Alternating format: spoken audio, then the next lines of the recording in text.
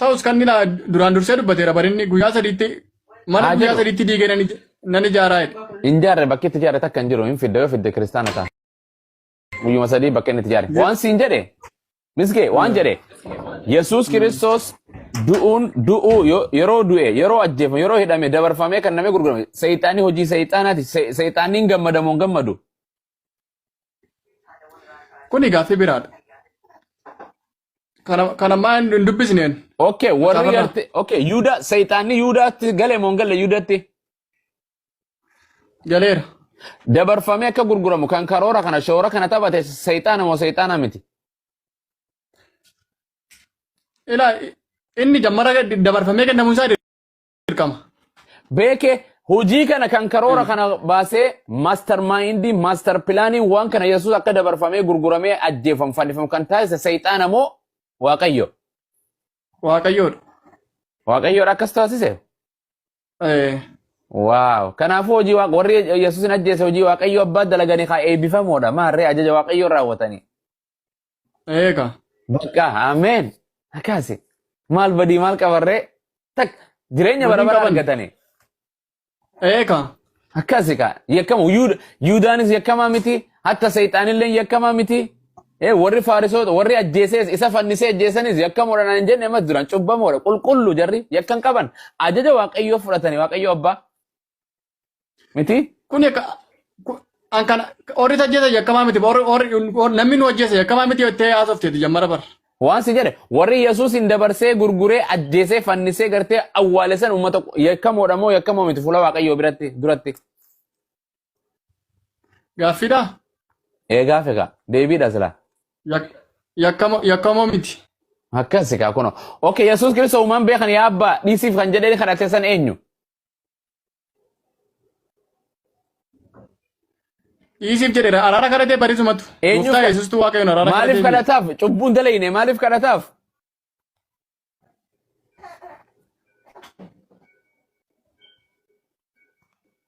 Ayyo. Misgee.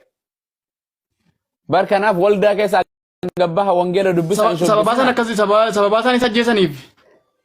Duba maa yakkan dalayne eebbisuu qaba ka eebbisi yaa Waaqayyoo kiyya eebbisi yaa abbaa jechuu qaba malee irra darbii fi humaan beekan yakka isaanii kana maaliif jedhaan?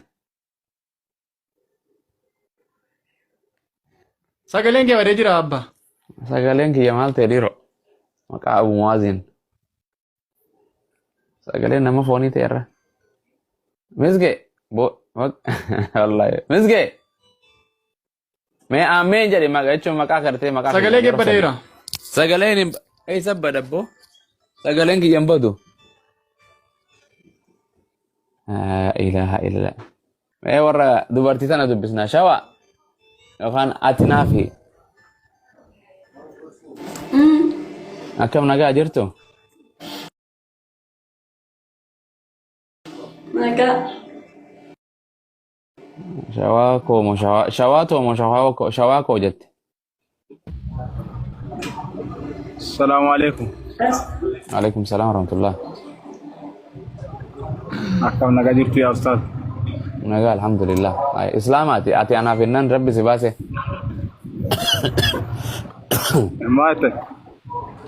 Peenteen si seebar. Peente setee wal galchitanii? Ati anaaf Yesuus jedhanii maqaa kanaan deeman yeroo baay'eedha. Wallahi islaamu. Guruba misgee. Allah kute egaa maal godhu akkana xalafa xumarra akkanuma peenteen jalaa deemtu osoo warratti waliin galii yaa rabbii kiyya. Wallahi. Deebe kute. Wayyoo bara biyyiin biyya bulchu keessa maaluma taane jedhama. Maa kan goota yaa Waaqayyo. Andaara biyya lafaa gallaa baay'ee. Maashaallah ustaza safara zinjir ta'in deessanii godha. Maal goona ayya shawaa tana fudhannaa qo'imee shaada qabsiifna wangeelan. Shawaa. Akka feeteen Nagaa ustaz. waan jedhu Yesuus kana fudhachuu maa didda shawaa? Ati naaf muslima ustaz? Lala muslima miti. Wangeela wangeela ma waan dubbisne kana hunda dhagaa jirta waanuma gariillee muraasallee lamallee taatu keessa. Ni dhagaa jiran. Tole Yesuus siif waaqa moo nama itti amantameeti jechuun si mormuu sin fene akkuma jechuun ati amantuma qofa jechuun ragumaan si garsiisanii waan akka masii wajjin falmu. La amma garuu nama jedhee nama duratti waaqa jedhee nama naatu kenname. Amma jechuun amma ifa sii galee akka jechuun Yesuus waaqan ta'in akka nama ta'e. Eewa amma naa galee jira garee shalaa dhufeeti. Inshallah rabbi si halaafisu obbo. Atak mana marrakku afaan Oromooti abaacaa jennee barkuuna maqaa keessaa waaqoo jedheetiin si dubbisa. Wangeela afaan Oromootiin dubbise. Wangeerri isa kanuma afaan Oromoon bare eega afaan Oromoon nuuf hin galle maaf nuu geeddar nuu jijjira nuu hiikanii nutti hiran gabayaa irratti bitadhaa jedhanii yoo afaan Oromoo naaf hin galle maaliif hin Oromoo ta'a? Anama afaan Oromoo guyyaa keessaa barate irra daradde ilma abaacaa daa eefaa gaahaa iijaa kaalamaa jedhin ze achitti gadi fidnee bar afaan abaacaa jennee dubbisna isanumaan barreessinallee sanumaan lallabnallee jedhan siif hin galu ogunaan jettan nama iyya sokko siif hin galu naan jette siif hin galle deem. Obboleessa yoonii manyaa sowno jedhe jechuudha darake nama hin jedhin jedhin Oromoo fi Oromoo tiktokere Oromoon kutaa meeqa ennaan kutaa 12 naan jedhe tokko hayyaawoo 11 la noo naan jedhe 12 tam ennaan warri tiktokidhaa Oromoo jedhama jedhe kutaa 12 akkas naan jedhe isinin lallabaa walla malee maaliif jennaan Rabbi subhaanahu wa ta'ala nama faalaafisa. Gaafin nama hin fayyisuu qalbii nama wayyeessaa jedha. Gaafin nama hin fayyisuu qalbii nama wayyeessaa. Gartee isinin lallabuun qalbii isin wayyeessa malee isin hin fayyisu jedhan Rabbi kan nama fayyisu. Gartee akkasika. Waraabessaa yuusee naan harree wayii du'ee jedhe jedhan. Harree wayii du'e gammachuudha. Gara gisee sirra dhufee isin lallabnus nuti gammachuun nu dhagaame isin lallabuun islaamumaa fudhattanis yoo isin lallabnes lallabuu malee nuti maal goone Yesuus namni hundi fudhanne Nabi Muhammadis hundi Abrahaamis hundi jannataa fi ibidda qopheesse namni akkamit dhufee nama Oromoo saba Oromoo tokkoon siif hin galu akkamit jedha waan muraasa namaa galuu dhabuun malee dictionary itti laallanna ani ilma namaati eeguu jedhu siif hin galu Yesuus akkas jedhe inni taphate yaa barattoota kiyya siif hin galu hafuuraan malee bakkuma takka akkas jedhee hin beeku Yesuus Kiristoos gaafii gaafatan iccitiidha kottaa keessaan na gaafadhaa yeellam kallattumaan dhugumaan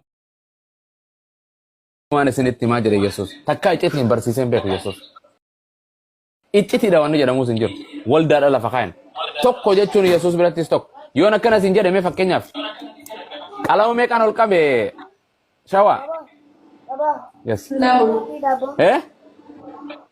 Lama. Tokko yoon isin jedhe dhugamoo soba Sobadha. Anaa fi abbaa yeroo jedhu lama moo tokko Lamadha. qalama diimaa fi gurraacha yoon isin jedhu qalama lama moo tokko Lamadha. qalama diimaa fi gurraachaan harkaa qaba itti aman yoon isin jedhe qalama lamaan harkaa qaba jechuumi anaa fi abbaa yeroo jedhu gartee ragaan nama lama ragaan nin fudhatamaa jedha Yesuus abbaa fi waaqayyo tokko jedha hayya akka nuun jedhan dhufanii abbaa ilma hafuura qulqulluu tokko wali jedha jarana loojikitti afaanuma kam keessa jirti barattoota Yesuus akkana barsiise moo waldatti lafa kee faranjii lafa kaayee fide Afrikaatti kana faranjiidha kun yaada karoora faranjiiti takka jechuun takka lama jechuun lama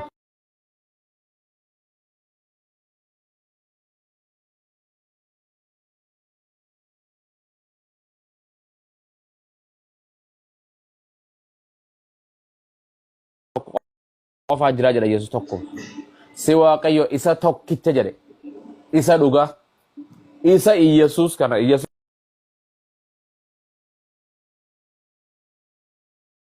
in ergees beekuun isaanii jireenya baraati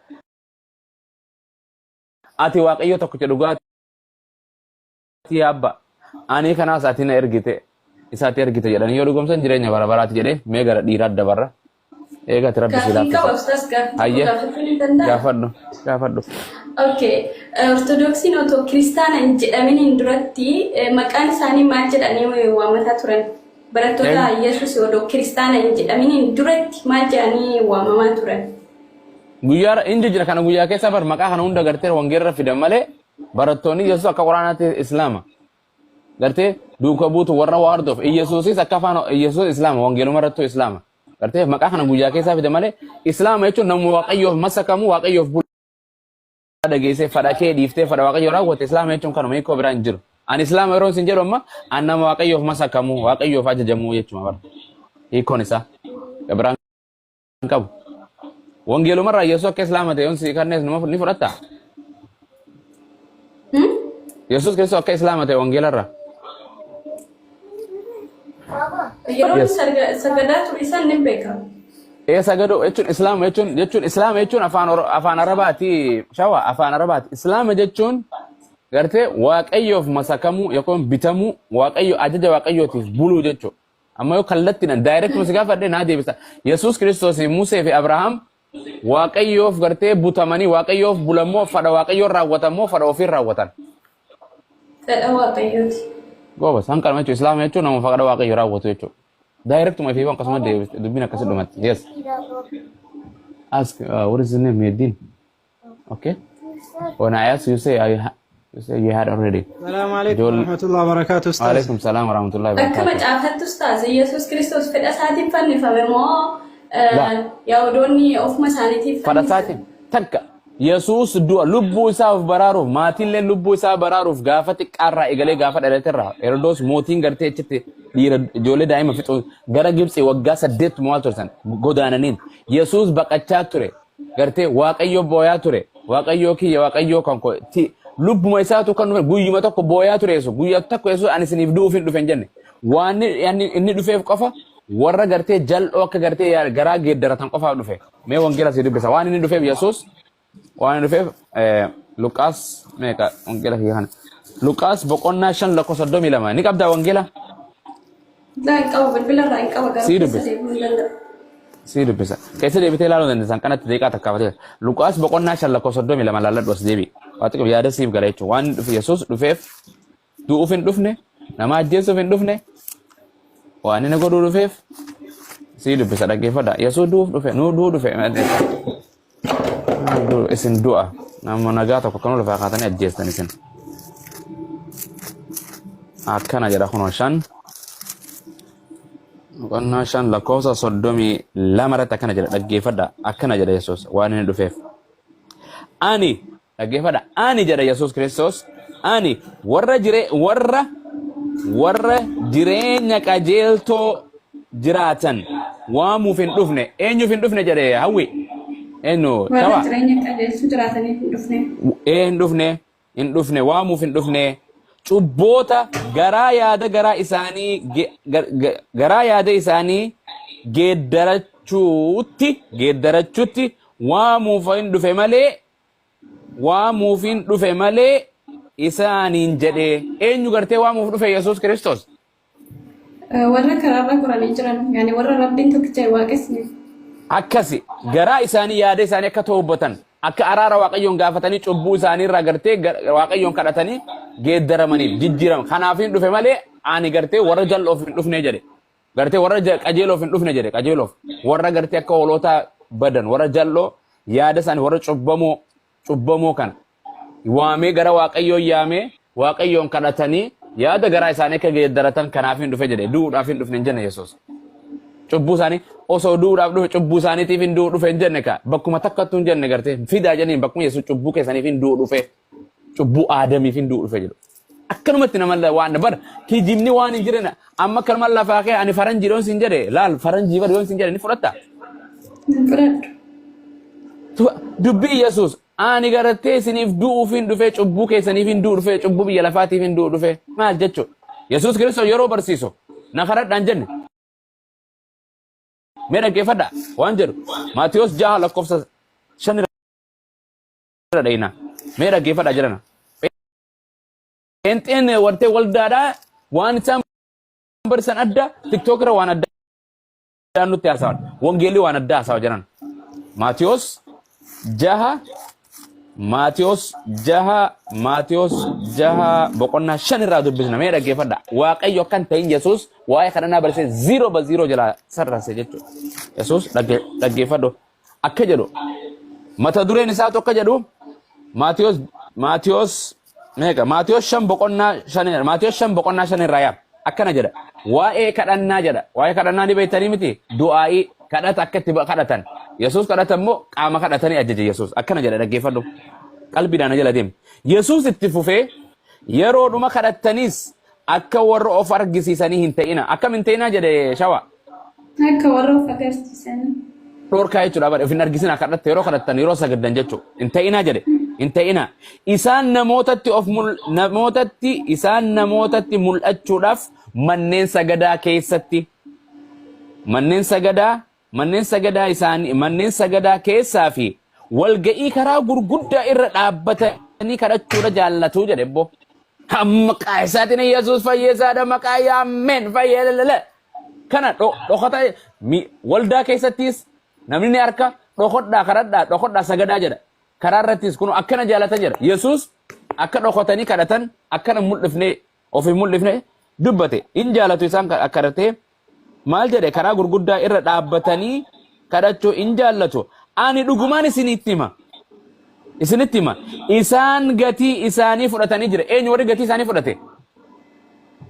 Warra Rabbiin. Warra of argisiisu.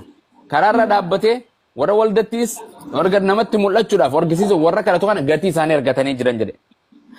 Jaffa ati garuu yeroo dhuma kadhattu mana keetti ol galii balbala kee cufadhu. Yesuus na kadhadhu jedhe. Eenyu kadhadhaa jedhe? Seexaana kadhadhaa jedhe? Ana kadhadhaa jedhe? Abbaa kadhadhaa jedhe? Dhaggeeffadhu mee. Ati garuu yeroo dhuma kadhattu mana keetti ol galii. Eessatti? Mana keetti ol galii. Mana keetti ol galii balbala cufadhu. Maal godhe? Ulaa bani jedhe? Cufi jedhe. Akka qaamni tokko sin dhageen iccitiidhaan Waaqayyoo kadhata. Cufi jedhe. Iccitiin tana ka Waaqayyoo kadhatan. Cubbuu kan kee hunda itti himatu akkana mis dhageen. Yaa Waaqayyo guyyaa sana akkanaan godhe. Ijjiti jekkana taate. Qaamni kee akkanaan dalage. Naan na balleesse. Jekkaan dalage. Naan saan. Waaqayyootti himatta. Iccitii ta'isee itti haasoo itti gartee balbala cufadhu. Abbaa kee. Akkana jedhe. Abbaa kee isa iddoo dhoksaa jiru sana kadhadhu. Eenyu kadhadhu jedhe? Abbaa kee. Yesuus kadhadhu jedhe? Na kadhadhaa jedhe? Ameen. Na jala deemaa jiran. Abbaa kee isa iddoo dhoksaa jiru sana kadhadhu. Abbaan kee inni iddoo dhoksaatti argu gatii keessiif kannaa. Eenyu gatii namaa kanna yeroo kadhatan? Yesuusi.